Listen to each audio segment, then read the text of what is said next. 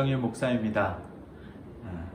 지난주까지 제가 매일 묵상으로 여러분들과 함께 같이 하루하루 그날의 큐티 말씀, 생명의 삶의 말씀을 가지고 묵상을 짧게 나누었습니다. 근데 오늘부터는 매일 묵상에서 이름을 좀 바꾸어서요, 오늘을 사는 지혜라는 제목으로 매일매일 하나님의 말씀을 같이 함께 나누고, 그리고 또 그 질문을 가지고 오늘 하루의 삶을 살아가는 그리고 고민해보는 그런 짧은 묵상 영상, 나눔 영상을 함께 제작하려고 합니다.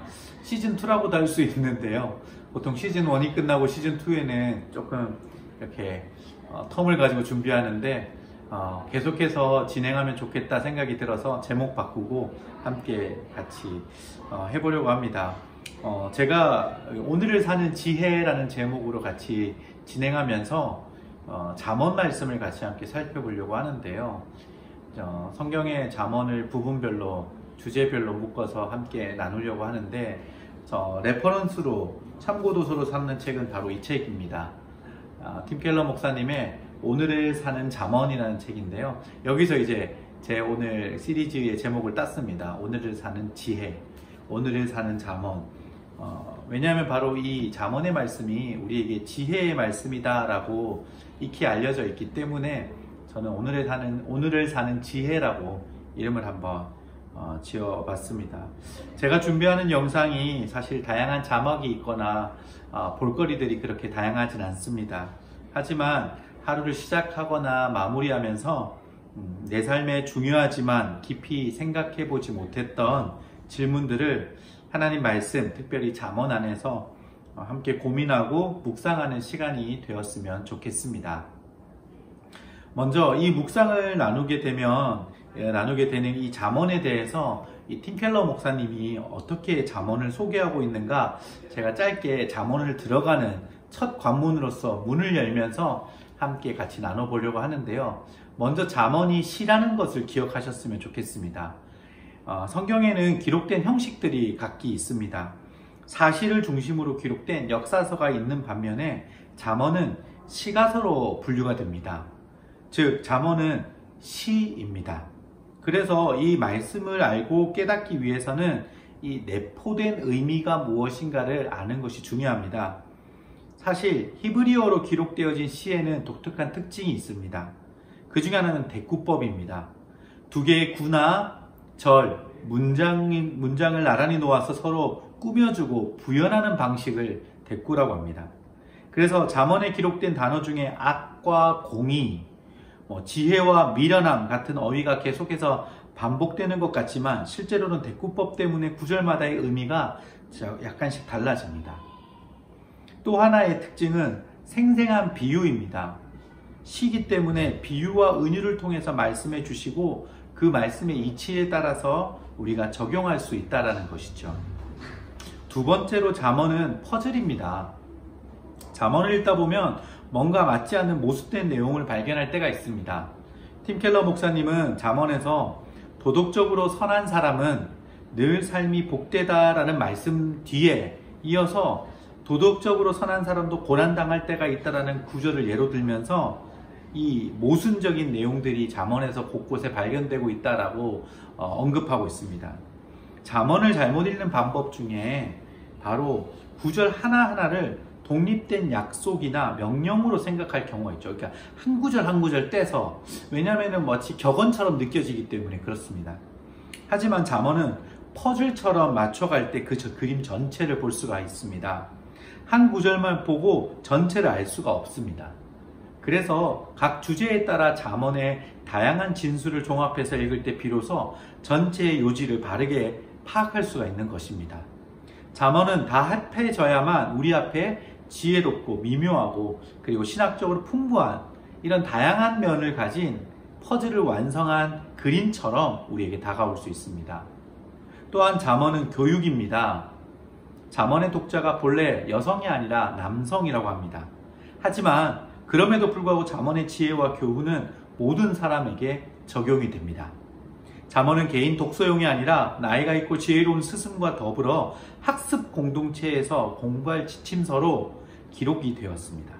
그래서 이 묵상 영상은 단순히 묵상과 적용의 관점이 아니라 내 영혼을 위해 교육하는 시간이다라고 여겨지면 좋을 것 같습니다.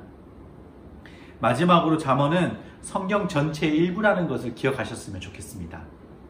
잠언을 독립된 책이라고도 볼 수 있겠지만 성경에 들어있는 한 부분이라는 것도 기억하시기를 바랍니다. 그러므로 성경의 다른 모든 책처럼 잠언도 예수님의 인격과 행적에 비추어서 읽어야만 그 의미가 가장 충만해지고 풍부해질 수 있습니다. 세상을 창조한 의인화된 지혜는 결국 하나님의 말씀이신 예수님으로 밝혀 드러나게 되는 것입니다. 잠언 전체를 꿰뚫고 있는 주제인 여호와를 경외하는 것이 지혜의 근본이라는 것을 기억하면서 이 잠언 나눔을 시작해 보려고 합니다.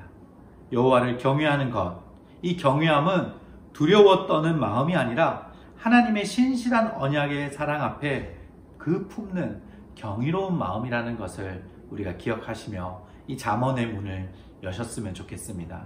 오늘 첫째 날로 저는 이 잠언의 다시 한번 더 개괄적인 면을 묵상하면서 오늘 질문을 던져드리고 싶습니다. 오늘 사는 지혜 첫 번째 질문은 여러분들에게 나의 삶에서 지혜가 가장 자라나야 될 부분이 무엇인가에 대한 이 질문입니다. 팀 켈러 목사님은 잠언은 삶의 이치를 관찰한 내용이다 라고 말하고 있습니다. 잠언의 취지는 골똘히 생각하고 부단히 묵상해서 현실과 바른 관계를 맺는 데 있다라고 이야기합니다. 잠언은 딱딱한 사탕과 같아서 그냥 깨물면은 얻을 게 별로 없이 금방 사라져 버리지만 잠언은 통찰하는 단맛이 배어나올 때까지 음미하면 음미할수록 이 단맛이 풍부하게 나오는 것이다 라고 팀 켈러 목사님은 비유로 설명하고 있습니다. 지혜는 생각이 깊은 사람만 갖게 되는 결과물이 결코 아닙니다. 우리 일상에서 지혜를 얻을 수 있고 우리 역시 그 지혜를 필요로 하며 살아가게 되는 것이죠. 다시 한 번 더 질문 드리고 싶습니다. 당신의 삶에서 지혜가 자라나야 될 부분은 어디입니까? 인생에서 만나는 모든 상황을 통해 우리가 지혜 자체이신 예수님을 더 알아가고 더욱 그분의 형상대로 성장해 가도록 지혜가 길잡이가 되어줄 것이다라는 것을 우리가 소망하셨으면 좋겠습니다. 예수님이라는 완벽한 지혜를 우리가 따라가기 위해서 계속해서 우리의 삶에서 지혜라는 하나님의 길라잡이를 우리에게 허락해 주시기를 사모해 봅니다. 우리의 삶에서 가장 필요로 하는 영역이 무엇이 있을까요?